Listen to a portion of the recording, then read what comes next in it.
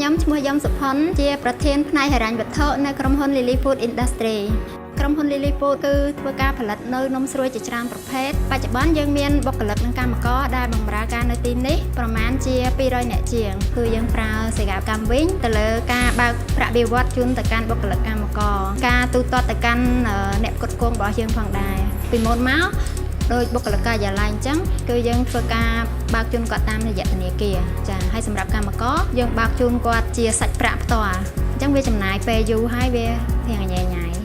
ហើយម្យ៉ាងវិញទៀតនោះគឺវិញបានផ្ដល់នូវកញ្ចប់ពិសេសសម្រាប់បុគ្គលិកកម្មករដែលគាត់ប្រើ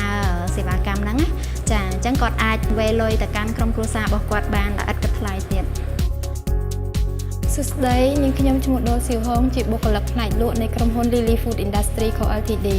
ចាកាលពីមុនខ្ញុំមានផលវិបាកជាច្រើនដោយសារខ្ញុំត្រូវចុះទៅដល់ផ្ទះគាត់ផ្ទាល់ហើយត្រូវស្ពីលុយមកវិញជាច្រើនហើយវាមានហានិភ័យតែសម្រាប់ឥឡូវវិញវាមានភាពងាយស្រួលសម្រាប់ខ្ញុំដោយសារខ្ញុំមិនចាំបាច់ចំណាយពេលចុះទៅដល់ផ្ទះគាត់ទេគ្រាន់តែខលតាមរយៈទូរស័ព្ទដៃហើយប្រាប់ពីចំនួនទឹកប្រាក់ដែលគាត់ត្រូវបង់ឲ្យគាត់នឹងវេប្រាក់មកពួកខ្ញុំវិញគឺវាមានសុវត្ថិភាពនិងរហ័សខ្ញុំបាទឈ្មោះបន្ទឿនជាអ្នកលក់អីវ៉ាន់បោះដុំនឹងរាយវិញវាមានភាពងាយស្រួលបងសម្រាប់ការជួញដូររបស់ខ្ញុំបងដូចជាការបង់លុយទៅឲ្យក្រុមហ៊ុនផ្សេងបងក្រុមហ៊ុននំស្រួយលីលីគឺខ្ញុំបានប្រើប្រាស់សេវាកម្មវិញក្នុងការបង់លុយនាងខ្ញុំឈ្មោះហេងយ៉ាណាជាអាជីវករលក់អីវ៉ាន់ហើយគ្រឿងទេសគ្រឿងក្រអូបគ្រប់មុខពីមុនសុំនៅទីនេះពិបាកបន្តិចក្នុងការវិលលុយ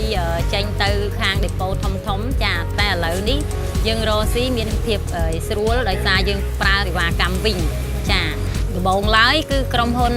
នំស្រួយលីលីបានណែនាំឲ្យខ្ញុំប្រើនៅសេវាកម្មវិញដល់ពេលខ្ញុំប្រើទៅវាងាយស្រួលចាស្រួលអញ្ចឹងខ្ញុំបន្តការប្រើប្រាស់វិញនឹងរហូតចាជាពិសេសគឺអតិថិជនរបស់ខ្ញុំហ្នឹងក៏ខ្ញុំណែនាំឲ្យគាត់ប្រើតាមរយៈវិញដូចខ្ញុំដែរចាខ្ញុំបាទឈ្មោះសែមសារៀមជាអ្នករត់កង់3នៅក្រុងភ្នំពេញខ្ញុំស្គាល់សេវាកម្មវិញយូរពេលខ្លះខ្ញុំដឹកម៉ួយហើយនឹងដឹកអីវ៉ាន់ឲ្យម៉ួយនៅតាមស្តង់ធំពួកគាត់បានបង់លុយឲ្យខ្ញុំតាមរយៈវិញនិយាយទៅសេវាកម្មវិញលឿនរហ័សងាយស្រួលនិងសុវត្ថិភាពខ្ញុំតែងតែប្រើប្រាស់សេវាកម្មវិញដូចជាការបង់វិក័យប័ណ្ណទឹកភ្លើងតាមរយៈទូរស័ព្ទដៃកក់សំបុត្រឡានក្រុងឬក៏កក់សំបុត្រកុននិងទិញទំនិញផ្សេងៗតាមរយៈអនឡាញសេវាកម្មវិញពិតជាអស្ចារ្យសម្រាប់ខ្ញុំ